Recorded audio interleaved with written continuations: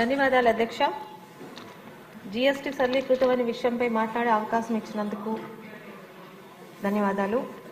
Goods, services and tax ఈ మూడు ముఖ్యమైన పన్నుల విధానాన్ని కలిపి అమలు చేస్తున్న విధానం ముఖ్యంగా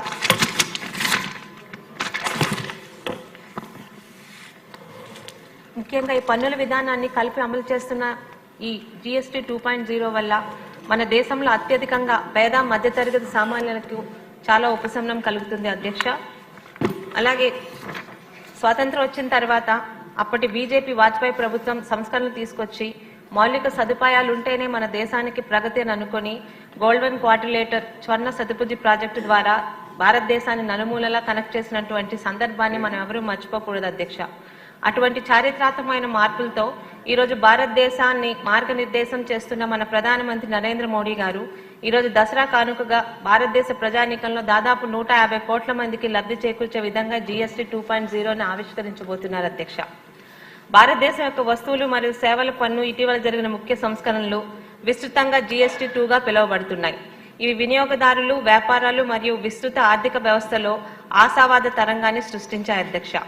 సరళీకృత పన్ను నిర్మాణం మరియు హేతుబద్ధీకరణ చుట్టూ కేంద్రీకృతమైన ఈ మార్పులు ధరలను తగ్గించడానికి, సమ్మతిని సులభతరం చేయడానికి మరియు ఆర్థిక వృద్ధిని ప్రేరేపించడానికి వాటి సామర్థ్యాన్ని ప్రశంసించబడుతున్నాయి అధ్యక్ష. ఈ సరళీకరణ మునుపటి మరింత సంక్లిష్ట వ్యవస్థ నుండి గణనీయమైన నిష్క్రమణ మరియు అనేక సానుకూల మార్పులను తీసుకొస్తుందని భావిస్తున్నాం అధ్యక్ష. కొత్త నిర్మాణం మునుపటి పాలనలో సాధారణ సమస్య అయిన వస్తువులు మరియు సేవలను వర్గీకరించడంలో అస్పష్టతను తగ్గించడం లక్ష్యంగా ఈ జీఎస్టీ 2.0 పెట్టుకుంది అధ్యక్ష.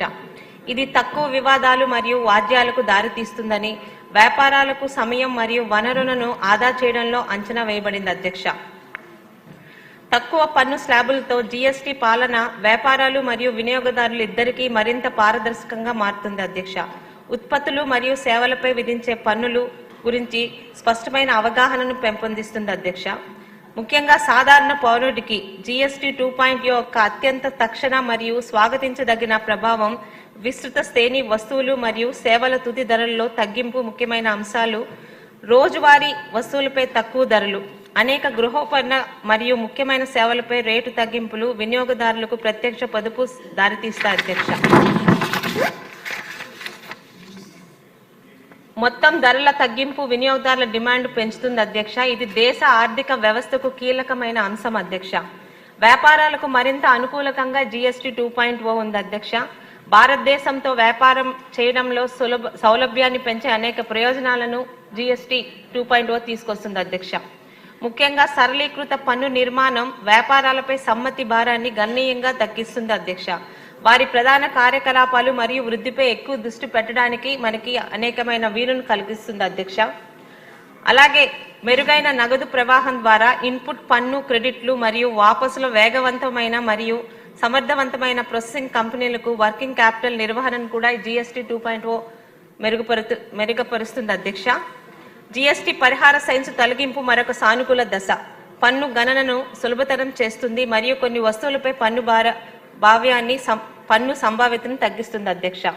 ఆసక్తికరంగా ఇటీవల సంస్కరణలు పర్యావరణ స్థిరత్వం కోసం సానుకూల చర్యలను కూడా కలిగి ఉన్నాయి అధ్యక్ష.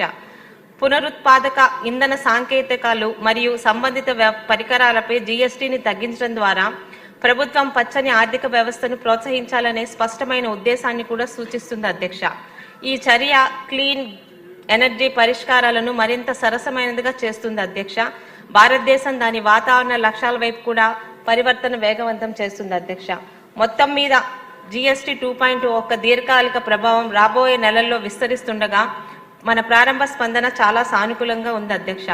భారతదేశంలో మరింత సమర్థవంతమైన, పారదర్శకమైన మరియు వ్యాపార అనుకూలమైన పరోక్ష పన్ను వ్యవస్థను సాధించే దిశగా ఈ సంస్కరణను ఒక చురుకైన అడుగుగా ప్రతి ఒక్కరు భావిస్తున్నారు అధ్యక్ష. ఈ అవకాశం నాకు ఇచ్చినందుకు మీకు ధన్యవాదాలు అధ్యక్ష. ఆదినారాయణ రెడ్డి గారు. మోడీ గారు 3వసారి ప్రధానమంత్రి మరియు 3వ స్థానం ప్రపంచంలో ఆర్థిక విధానం. గౌరవ ముఖ్యమంత్రి గారు 4వసారి. జీఎస్టీ 2. ఇది భక్త ప్రహ్లాద చెప్పినట్టు హిందూ గలడు అందు లేదు అన్నట్లు అన్ని రంగాల్లో ప్రజలకు ఖర్చు అదే ఆదాయం. దీన్ని అన్ని చోట్ల నిర్మలా సీతారామన్ గారు చెప్పిన